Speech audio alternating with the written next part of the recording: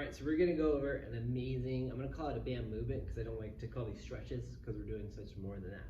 So we're gonna work on a way to create length and strength in the quad and hip flexor. So we're gonna do that with these band dynamics stretches slash movements, okay? So this is very important if you're a runner or you're an athlete of any kind where you have to run, that's pretty much all of them, is we want not only the quad and hip flexor to be strong, but also long, okay? When this is short, it causes a lot of problems, overuse in the knee, and we see things like shin splints. So this is a great way to not only recover from that stuff, but to prevent that from ever happening, okay? So we're gonna get set up for our quad band stretch. So I like to use the kind of strong band for this. The medium one works as well. So it kind of depends on how tight you are and how strong you are.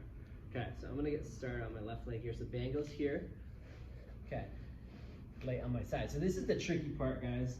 So the transfer, you're gonna come around, and I want this is my left leg, I want this on my right shoulder, the bottom shoulder. Okay, so from here, I'm gonna pull, and ideally, if you have the range in a pain-free way, I want that heel all the way to your butt, right? That's how we're getting the quad in its full range of motion. If not, just give me what you have pain-free.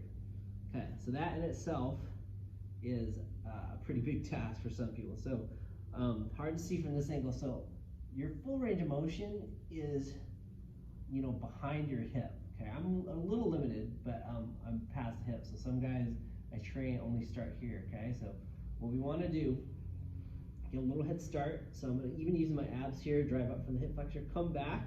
I'm going to pause and pull on the band. At the same time, I'm contracting my left glute, pushing back. Big long pause, at least a 1/1000 count. Come again. So we come back, trying to let the band do all the work. Till back here, I give a little assist and pull. So if you're tight like myself, this is pretty intense. So make sure your core is active. Once again, in back, I'm activating that top glute. Give them that big pause at the top. Okay, so I recommend typically starting with about 10 reps. Everybody's different. If you feel like doing higher volume helps open that area up more, definitely go for it.